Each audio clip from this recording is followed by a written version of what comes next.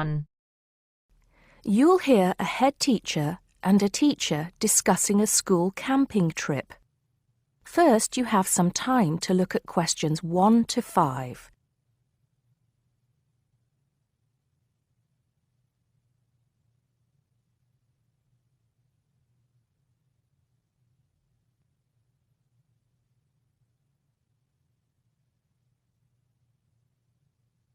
Now we shall begin. You should answer the questions as you listen because you will not hear the recording a second time. Listen carefully and answer questions 1 to 5. Good morning, Mr. Thompson. Can I speak to you for a moment? Of course, Jamie. Come in. Have a seat. I've just finished looking through the reports for this term. It looks like the pupils are doing very well. Yes, I think they are. It's all going fine. So, Jamie, what's on your mind? Well, I've been thinking about next month's camping trip, the one for Year 10. Yes, we've got it scheduled for the 23rd to the 26th, if I'm not mistaken. Actually, I think it's the 24th to the 27th. Let's just check. Oh, right. Yes, you're right. So... Well, I've been thinking about how we might possibly make this year's event even better than last year's. Not that last year's wasn't great, but... Suggestions for improvement are always welcome, Jamie. So, what have you been thinking about? Well, to tell the truth, I wasn't completely happy with the camp we used last year. It was rather small, and I didn't feel that the grounds were particularly well kept. Go on. I did some searching, and I think I found the perfect spot. It's called Shepton Meadows, and... Is that the campsite in the Lake District? No, actually it's just outside Carlisle. It's a huge site, and it's on a lovely lake, Lake Brant, I believe it's called. Half the site is forested, and the rest, the actual camping area, is grassy. For kids that rarely get to see anything more than concrete, it's ideal. And the facilities are amazing. There's a basketball court, a large pool, and a football pitch. There are well-marked trails through the forest for hiking, and the lake is there for swimming and other water sports. I believe there's even a lifeguard service. That sounds like it might suit our purposes perfectly. Did you happen to find out about availability and cost? Yes, as a matter of fact, I did. I called them yesterday evening, and there are plenty of spots available. And because we're a non-profit organisation, they said they would give me a reduction in the price. If I remember correctly, we paid £5 a head last year. Yes, per night, right? Yes, each child paid £10 for the 2 nights. Well, at this campsite, it's only £4 per night. And they told me that if we had over 50 children, which we do, they could give us a further 10% off. That's very reasonable, isn't it?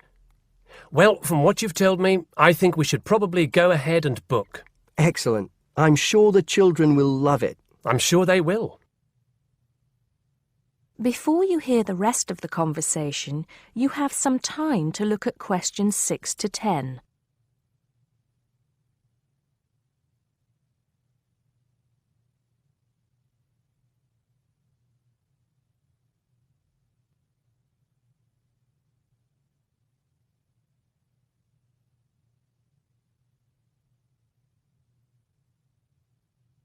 Now listen and answer questions 6 to 10. Now, Jamie, have you given any thought to an itinerary by any chance? As a matter of fact, I have. Wait 1 second. Yes, here it is. I've made a few notes. Okay, so, now, these are just ideas, of course. Yes, go on. Let's hear what you've got. Right. We time it so that we arrive at the camp around 7 on Friday evening. It'll still be light then, and we'll have plenty of time to set up camp and get ourselves settled in. At 8, we could have a barbecue, hamburgers and hot dogs, something that's nice and easy to prepare. And that children love. Yes. Then, lights out would be at 9:30, so the children will get a good night's sleep and be up bright and early at 7 on Saturday morning.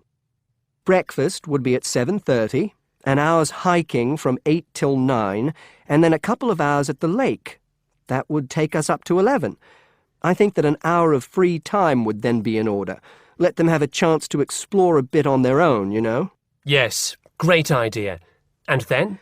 Let's see, a picnic lunch at 12, and then sports in the afternoon till 4.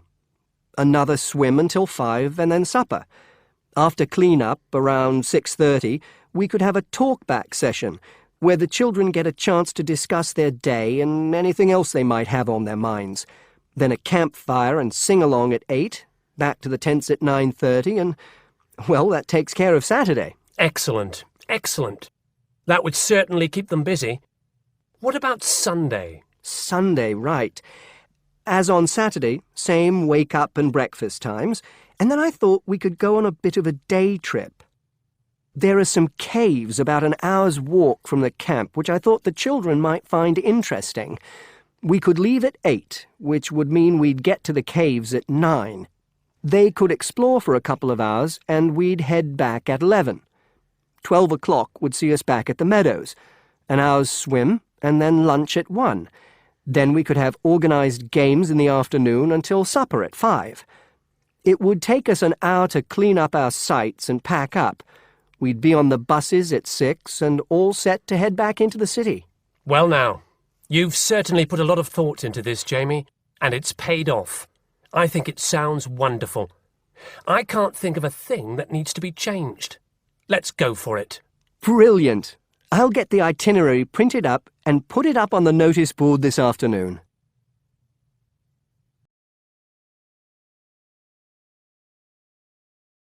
That is the end of part 1. You now have half a minute to check your answers.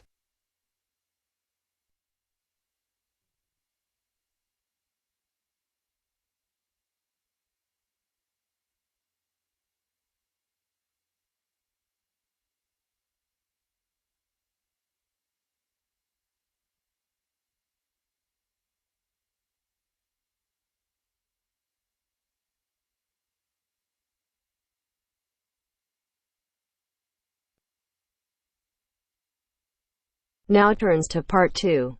Part 2. You will hear a conversation between a customer and a shop assistant. First, you have some time to look at questions 11 to 15.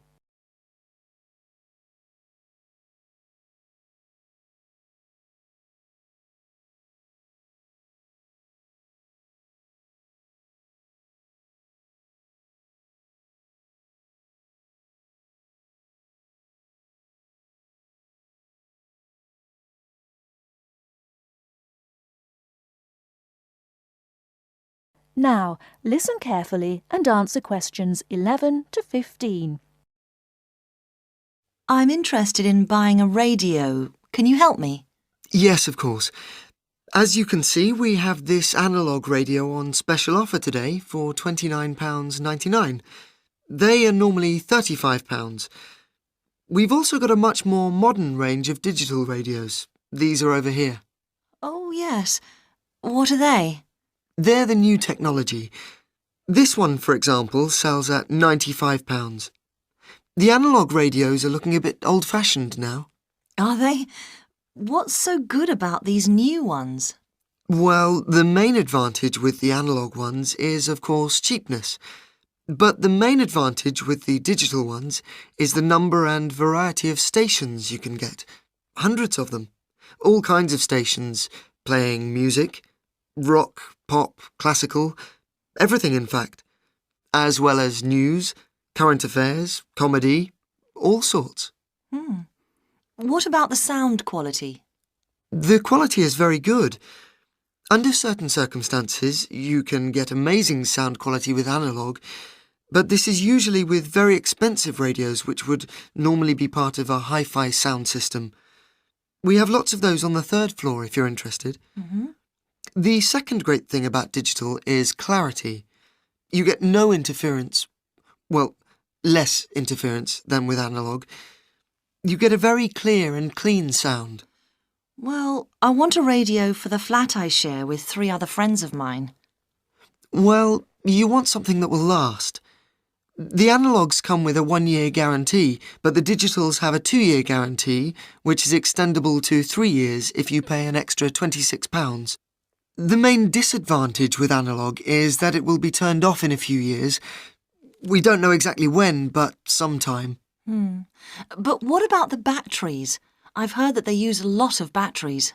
That probably is the one disadvantage of the digital radios. The battery life is not very long, but they all come with rechargeable batteries, which really solves the problem. Before you hear the rest of the talk, you have some time to look at questions 16 to 20.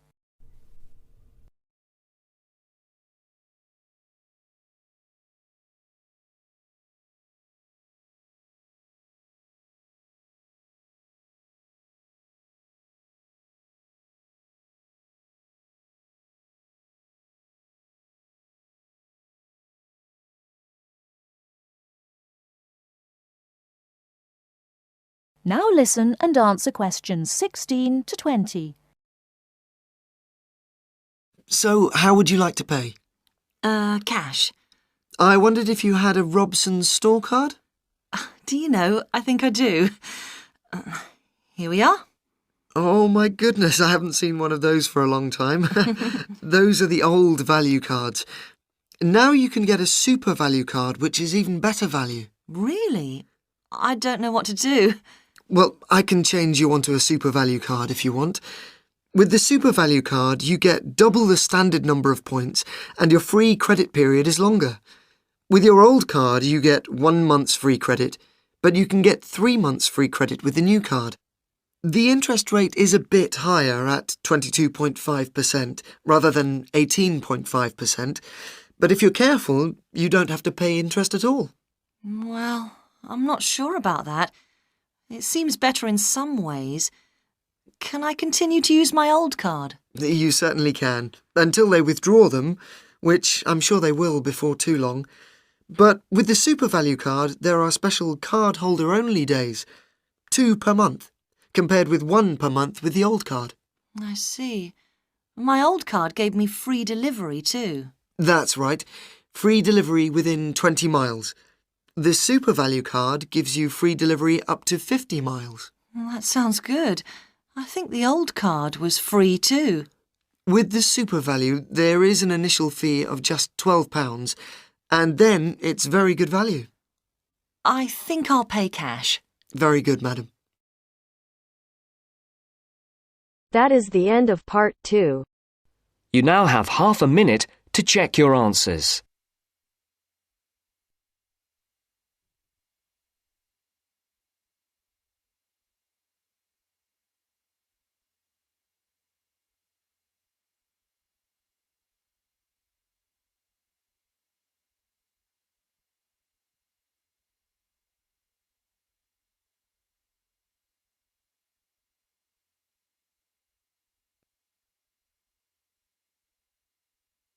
Now turns to part 3. Part 3. You will hear a conversation between a tutor and 2 students, Amanda and Jake. First, you have some time to look at questions 21 to 25.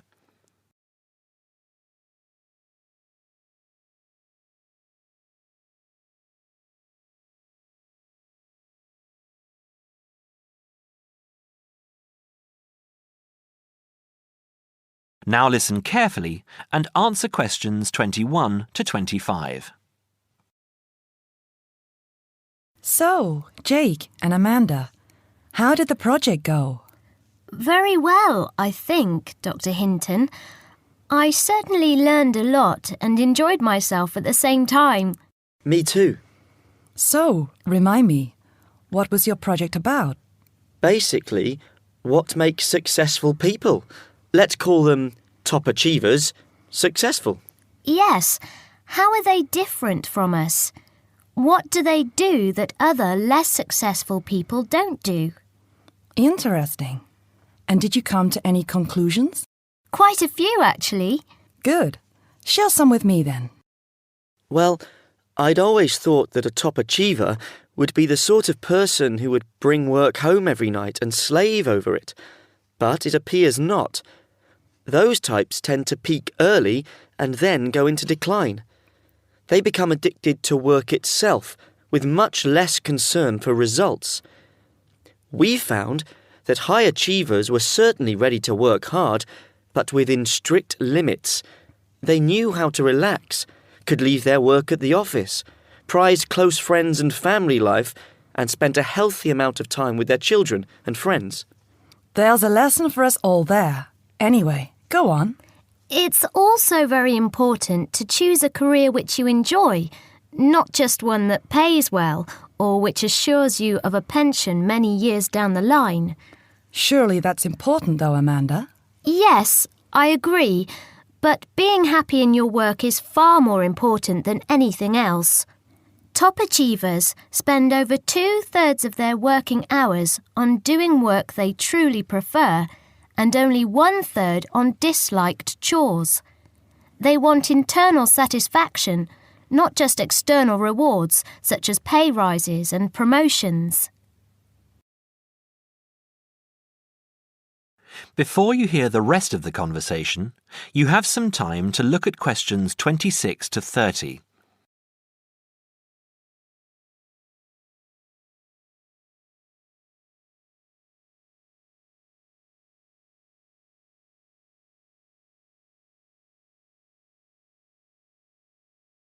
Now, listen and answer questions 26 to 30. Actually, in the end, they often have both, because they enjoy what they are doing, so their work is better and their rewards higher. Yes, Jake, that certainly makes sense. Now, can I ask you something? Do high achievers, as you call them, take many risks? Yes and no.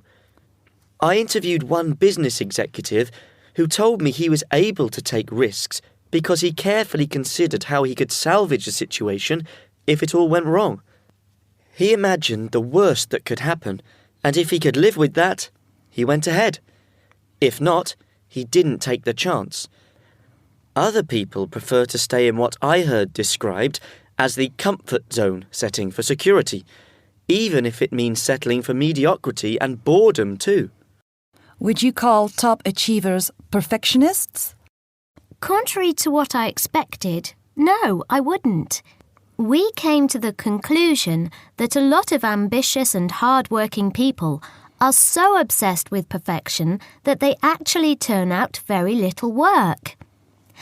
I happen to know a university teacher, a friend of my mother's, who has spent over 10 years preparing a study about a playwright.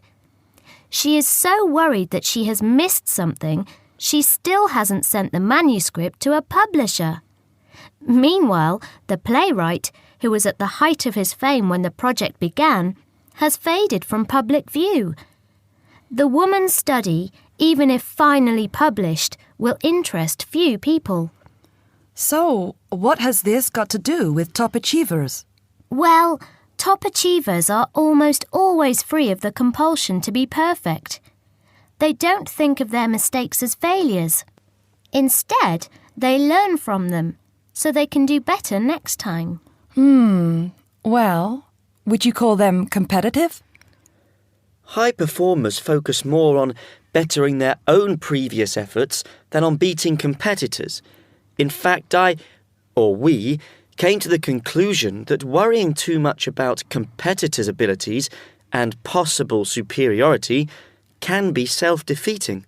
Yes, and we found that top achievers tend to be team players rather than loners. They recognise that groups can solve certain complicated problems better than individuals and are eager to let other people do part of the work. Yes, loners, who are often over-concerned about rivals, can't delegate important work or decision-making. Their performance is limited because they must do everything themselves. Well, it looks as if you two have done a thorough job and learned something into the bargain too. Now, there are just a couple of points I'd like to clarify with you. That is the end of part 3. You now have half a minute to check your answers.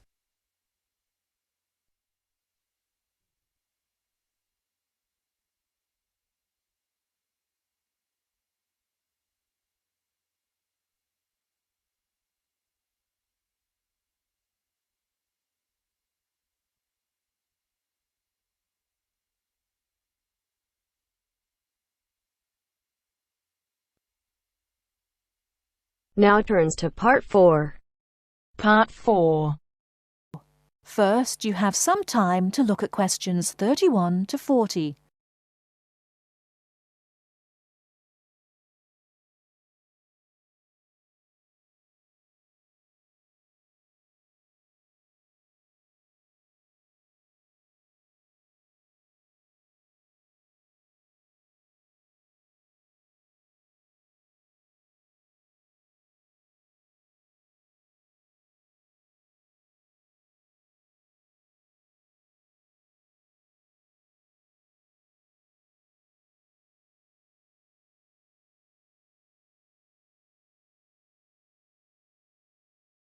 Now listen carefully and answer questions 31 to 40.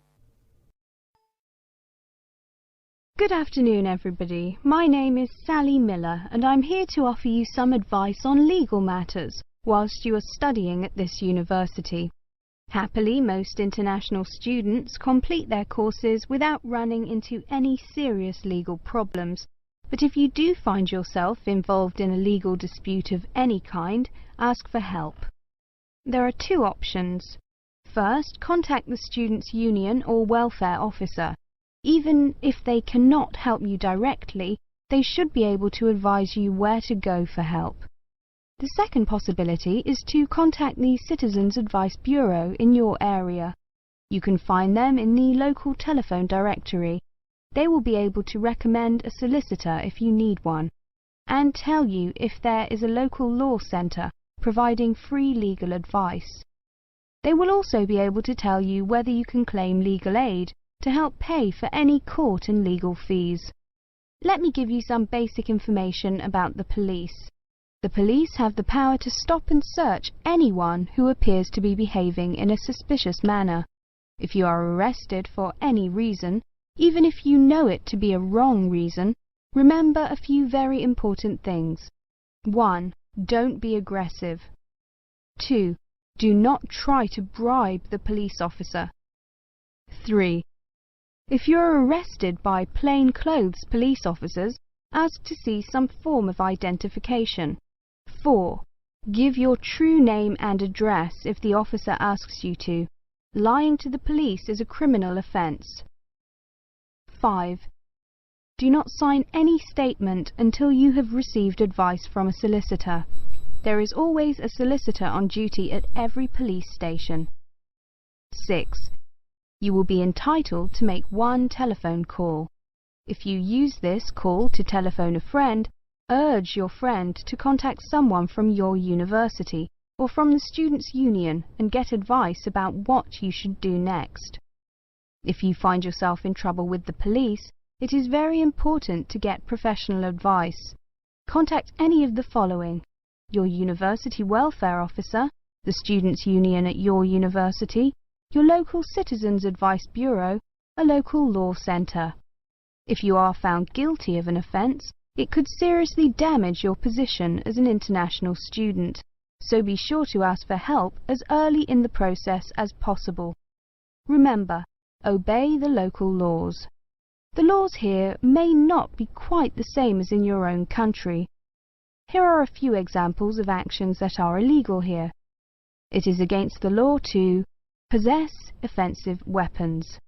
For example, knives, guns, chemical sprays used for personal defense. Even women are not allowed to carry sprays or other deterrents to protect themselves against possible assault, except for rape alarms.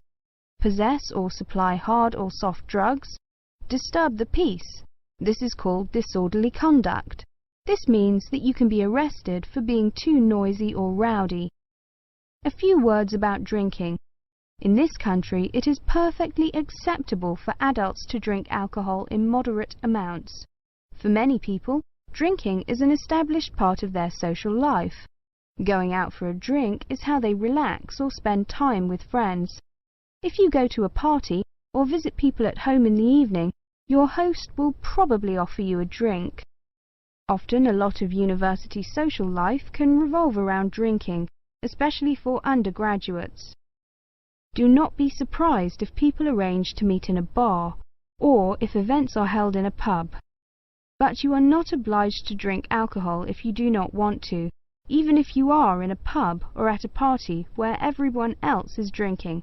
You can always ask for a non-alcoholic drink instead. And if you feel uncomfortable going to places that serve alcohol, explain this to your friends. There are lots of other places where you can meet. If you do choose to drink, remember that you should never drive a motor vehicle after drinking alcohol. It is dangerous, and the police can impose serious penalties on you.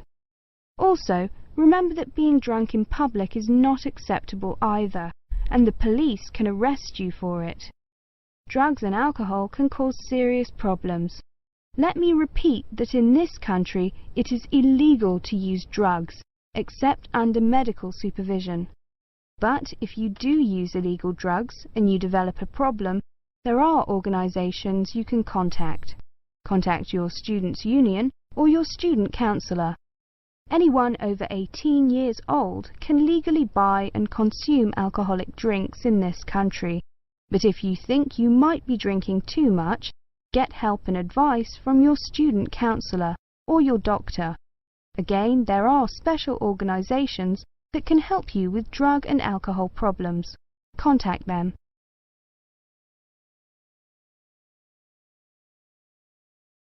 That is the end of part 4.